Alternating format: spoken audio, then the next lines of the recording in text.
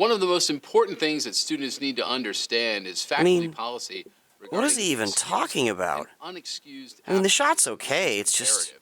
Reading university really policy will boring, show and you it'd that be an different unexcused absence is one if that he does cared, not but I mean, look require at him. something Look at his associated eyes. with a medical emergency or a He- university-sanctioned absence. He doesn't care. Excused absence.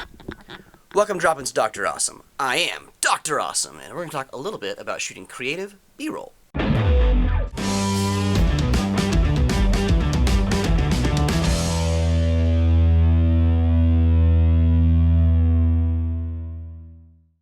So B-roll, is this too much?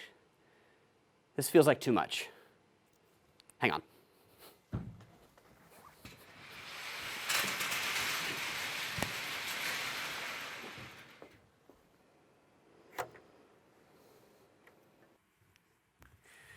Okay, so the short explanation of what B-roll is just that it's supplementary footage we get in order to give ourselves the option of using a visual that is not the primary shot, be that the interview or the dialogue or whatever it is.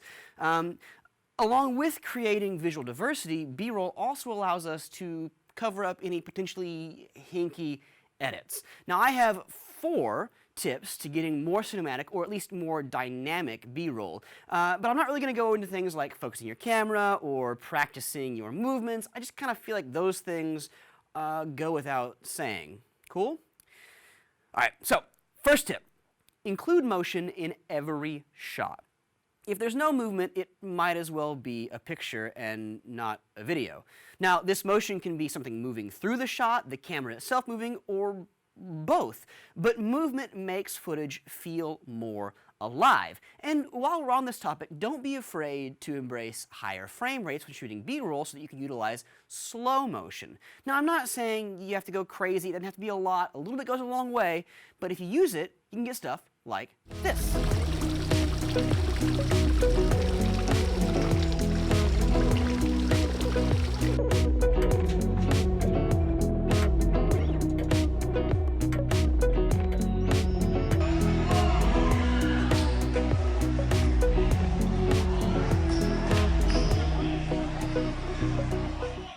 Before I move on to my actual second point, bonus tips. Rule of 3. When utilizing B-roll as either an establishing or editing tool, it is always good practice to use at least 3 shots. This just makes it look intentional, like you actually meant to do it. And then don't be afraid to use sound. Obviously, you have to be careful so you don't cover up any primary audio, but sound is an incredibly useful environmental tool. Okay, that being said, tip 2 for real. Don't be a wide shot wonder. You don't have to show the entire picture in every shot. Utilize B-roll to showcase elements of and then the whole. For instance, Joni.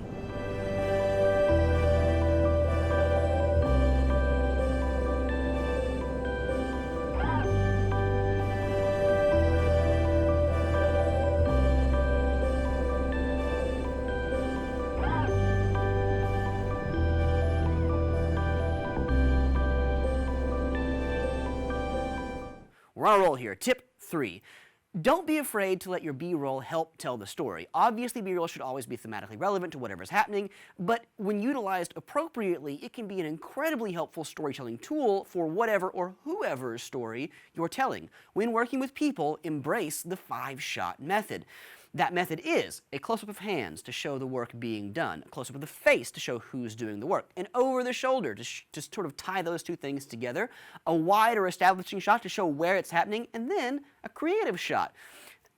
You don't have to use them in that order, but if you have all 5 of these shots, it just makes it look like you really have a plan, and it really showcases what's happening. Like this.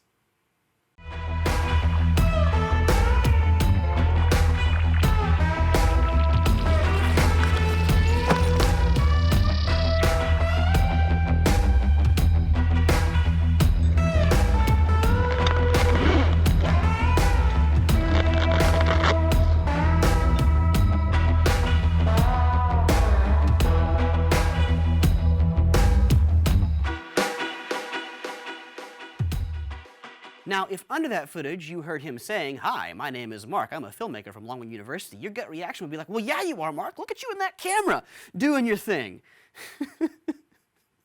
All right, last tip. Sometimes you can use B-roll to show the passage of time, or a sequence of events that gets the audience from one point to another, like this.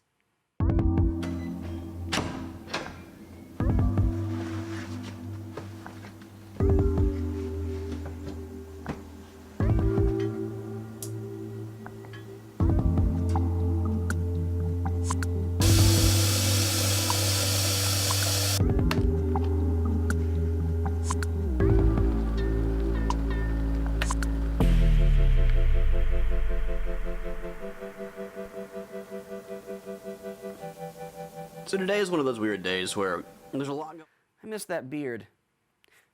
Anyway, obviously these are not hard and fast rules. They're just things that I've kind of picked up over time that I've found to be largely useful and I think will help you in your quest to be better shooters and media makers. That's it. That's all I got. So, keep shooting, friends.